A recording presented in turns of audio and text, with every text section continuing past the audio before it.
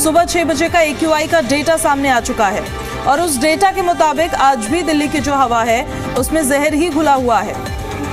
आनंद विहार में जहां 461 दर्ज हुआ है तो अलीपुर में 408, अशोक विहार में 442 और आया नगर में 351 दर्ज हुआ। ऐसे ही तमाम एरियाज है दिल्ली के जहां का एयर क्वालिटी इंडेक्स बताया जा रहा है जो बहुत ही ज़्यादा खराब श्रेणी में है।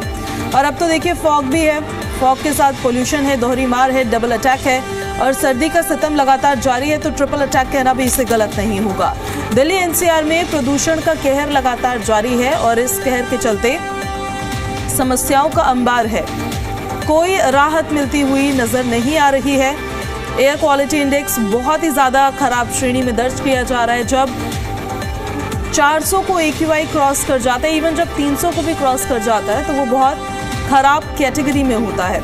और जो एयर क्वालिटी इंडेक्स अब रिकॉर्ड किया गया है, जो सामने आ रहा है, वो ये साफ तौर पर बता रहा है कि आपके लिए आपके घर से बाहर निकलना अभी इस वक्त पर ठीक नहीं है, बहुत ज़्यादा ज़रूरी नहीं है तो ना निकलिए घर से बाहर। और अगर निकलना ही पड़ रहा है तो मास्क का प्रयोग करिए, इधर N95 या N95 मास्क का प्रयोग करें आप।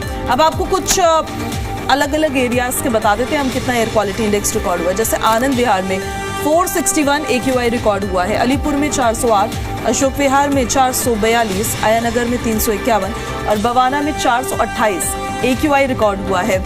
आगे बढ़ते हैं और बात करें अगर हम बुराड़ी क्रॉसिंग की तो वहाँ पर 390 रिकॉर्ड हुआ है, चांदनी चौक में 423, ITO में 385, द्वारका सेक्टर 8 में 439 और जहांगीरपुरी में 445 एयर क्वालिटी इंडेक्स आज रिकॉर्ड हुआ है जो बहुत ही ज़्यादा खराब श्रेणी होती है। ये हवा ऐसी है जो आपके तमाम बॉडी ऑर्गन्स को नुकसान पहुंचाएगी, इस बात को ज़रा समझिए। लोधी रोड का अगर हम आपको बताएं 372 रिकॉर्ड हुआ है, मंदिर मार्ग पर 388, मुंडका में 747, नरेला में 413 और नेहरू नगर में 449, यानी ऑलमोस्ट 450 के लगभग बताया जा रहा है। आगे बढ़ते हुए ओखला फेज 2 का देख लेते हैं। 449 air quality index Okhla phase 2 का बताया जा रहा है। पटपड़गंज का 434, पंजाबी बाग 439, आरकेपुरम में 441, रोहिणी में 414 रिकॉर्ड हुआ है। तो ऑलमोस्ट आप हर जगह का एयर क्वालिटी इंडेक्स अगर देखेंगे तो वो खराबी श्रेणी है, खराब भी नहीं, इसे बहुत खराब श्रेणी माना जाता है, एकदम गंभीर स्थिति माना जाता है। सोनिया विहार में 414 है, विवेक विहार में 444, वजीरपुर में 440, मुंडका और नरेला का भी हाल देख लीजिए। मुंडका में 447 है और मुंडका में 413 एयर क्वालिटी इंडेक्स रिकॉर्ड हुआ है। और ये सिर्फ दिल्ली का हाल नहीं है, NCR के क्षेत्रों में भी ऐसा ही हाल है। इसकी वजह से इश्यूज क्या हो रहे हैं, सांस लेने में लोगों को दिक्कत हो रही है, गले में खराश हो रही है, सिर्फ आपके लंग्स को नहीं डैमेज कर रहा है ये पोल्यूशन आपके तमाम और बॉडी ऑर्गन्स को भी अफेक्ट कर रहा है। जैसे आपकी आंखों में कंजक्टिवाइटिस जैसी प्रॉब्लम हो रही है। अब मौसम का हाल देख लीजिए, मिनिमम टेम्परेचर दिल्ली का, नोएडा का और गुरुग्राम का हम आपको दिखा रहे हैं कि कितना मिनिमम और मैक्सिमम टेम्परेचर रहने वाला है। गाजियाबाद में जैसे 9 डिग्री सेल्सियस मिनिमम है, गुरुग्राम में maximum 22 degree Celsius, minimum 9 degree Celsius temperature बताया जा रहा है जो आज का रहने वाला है। जो आज रिकॉर्ड हुआ है वो हम आपको बता रहे हैं कि गुरुग्राम में मिनिमम टेम्परेचर कितना रहेगा, मैक्सिमम टेम्परेचर कितना रहेगा। उसी तरीके से दिल्ली का भी हमने आपको बताया कि क्या हाल रहने वाला है। तो हाल देखिए, ओवरऑल देखा जाए तो बुरा ही है और इस बुरे हाल में ही आपको फिलहाल दिल्ली की सड़कों पर अपने घरों से बाहर निकलना होगा। तो उसके लिए आपको कई बातों का ध्यान रखने की ज़रूरत है जो एडवाइजरीज दी जा रही है। अगर आपको फॉग मिल रहा है तो आपको बहुत ज़्यादा ओवर स्पीडिंग नहीं करनी है। ठंड के बीच में आपको खुद का ख्याल रखने की ज़रूरत है। और दो सहयोगी हमारे साथ लाइव भी कनेक्ट हो रहे हैं। अनुराग मिश्रा जी मीडिया संवाददाता DND से हमारे साथ लाइव कनेक्ट हो रहे हैं। नसीम अहमद बख्तवारपुर दिल्ली से हमारे साथ लाइव कनेक्ट हो गए हैं। अनुराग, पहले आपका रुख करते हुए DND पे आपकी अभी मौजूदगी है। वैसे तो ये DND वैसा एरिया है जहां पर ऑलमोस्ट हमेशा अगर फॉग है तो यहाँ पर आपको ज्यादा ही मिलने वाला है। वहां पर क्या स्थिति है आज, क्योंकि दिल्ली से नोएडा जाने वाले और नोएडा से दिल्ली या गुरुग्राम जाने वाले इस रास्ते का बड़ा प्रयोग करते हैं। ये देखिए, बहुत अहम रास्ता है, बहुत महत्वपूर्ण रास्ता है दिल्ली नोएडा डायरेक्ट, यानी कि जो कनेक्टिविटी है दिल्ली नोएडा और इसके अलावा सरता विहार का जो इलाका है, यहीं से DND से निकल के महामाया होके हरियाणा और दिल्ली के दूसरे इलाके में हम लोग जाते हैं बदरपुर में। तो ये यहाँ पर अमूमन तो फॉग रहता ही है, लेकिन स्मॉग की वजह से ज़्यादा ही कठिनाइयाँ हो रही हैं। और जो स्पीड है वो उसको भी यहाँ पे लिमिट कर दिया गया है। हालांकि लोग बेपरवाही से गाड़ी चलाते हैं, काफ़ी खुला रास्ता है।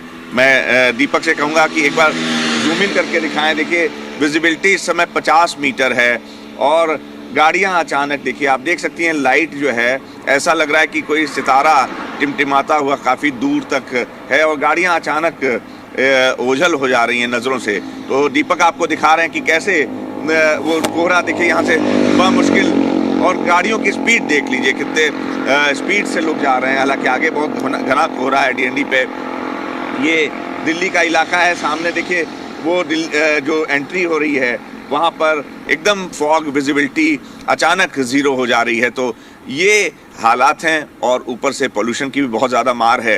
तो ये दोनों का जो है, कहा जाता है कि करेला ऊपर से नीम चढ़ा, तो वो हालात इस समय जो है मौसम के भी और यहाँ की जो एटमॉस्फेयर का जो कंडीशन है, जो मौसम की परिस्थितियाँ हैं और जो प्रदूषण की हालत है, वो सबके सामने सर्वविदित है, सबको जानकारी है। तो बस सावधानी रखने की ज़रूरत है। बहुत लोग स्पीड से जा रहे हैं क्योंकि ये फॉग अचानक झटके से आता है चेहरे पे, आपके गाड़ी के शीशे पे, तो उस समय गाड़ी को कंट्रोल करना मुश्किल हो जाता है। तो इससे बेहतर है कि आप थोड़ा स्पीड लिमिट अपनी कंट्रोल में करके चलें। और बाकी प्रदूषण से लगातार हम लोग बोल ही रहे हैं कि अपना जितना सावधानी हो सके वो बरतें ताकि आप सेहतमंद रह सकें। हमारी ये ख्वाहिश है, हमारी दुआ है कि सभी लोग स्वस्थ रहें। लेकिन हालात हमारे ही द्वारा पैदा किए गए हैं और जो जिम्मेदार बच्चों को तो झेलना पड़ेगा, कुछ कर नहीं सकते।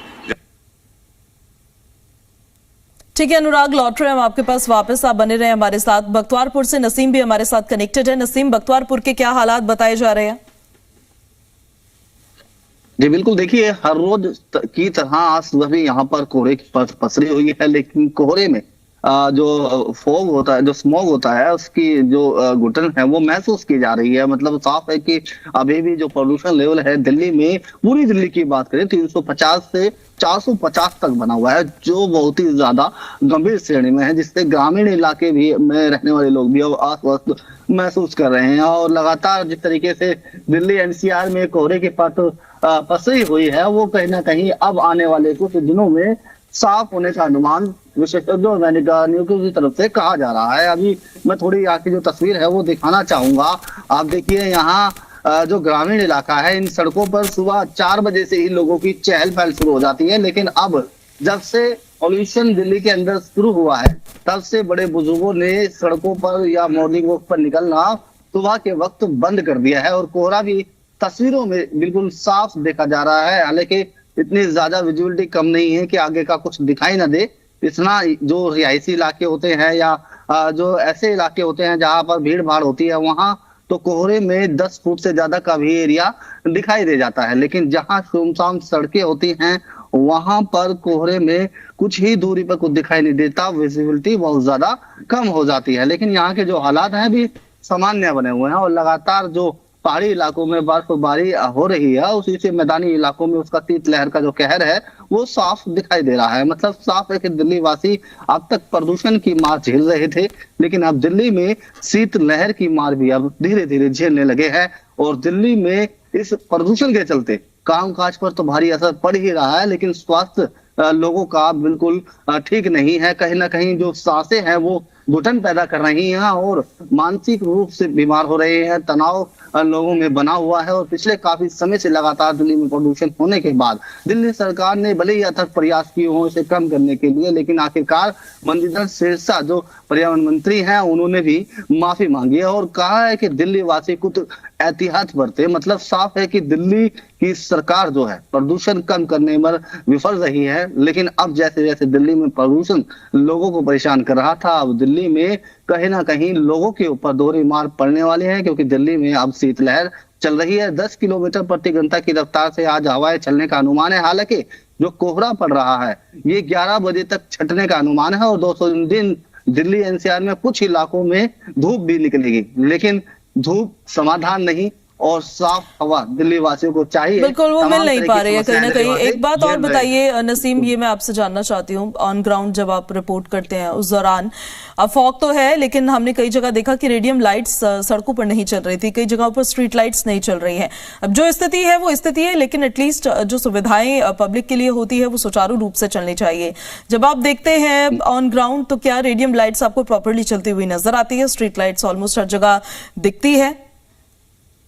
जी बिल्कुल, देखिए राजधानी दिल्ली में जैसे ही कोहरा परेशान करने लगा, उससे पहले ही नगर निगम द्वारा 6 जिलों के अंदर स्ट्रीट लाइट लगाने की बात कही थी और साथ ही जो सड़कों के ऊपर रेडियम्स होता है उसको प्रॉपर तरीके से सही करने की बात कही थी। लेकिन यहाँ की तस्वीर देखिए, मैं आपको ये ही दिखाता हूँ। जब यहाँ कोहरा बहुत ज्यादा होता है तो कई हादसे होते हैं, क्योंकि पहला कारण तो आप देख सकते हैं, जो सड़क है वो ऊंची नीची है। मतलब अगर कोई धुंध में थोड़ा कार या बाइक साइड में दबाएगा तो कहीं ना कहीं जोरदार टक्कर किसी न किसी चीज से हो गया। दूसरी तरफ मैं दिखाना चाहूंगा, आप देखिए ये जो एक रेडियम का काम करने वाली पट्टियां होती है, व्हाइट पट्टी, जो पॉल्यूशन ज्यादा होता है या धुंध ज्यादा होती है तो इसी के सहारे गाड़ियां चलाई जाती हैं। लेकिन ये भी अब धीरे धीरे यहाँ से मिट चुकी है। मतलब प्रॉपर जो सिस्टम है वो सड़क पर काम नहीं कर रहा है और जो लोग हैं वो अपने ही अंदाजे से गाड़ियां सड़कों पर चला रहे हैं। हालांकि आज धुंध इतनी ज्यादा नहीं है, लेकिन फिर भी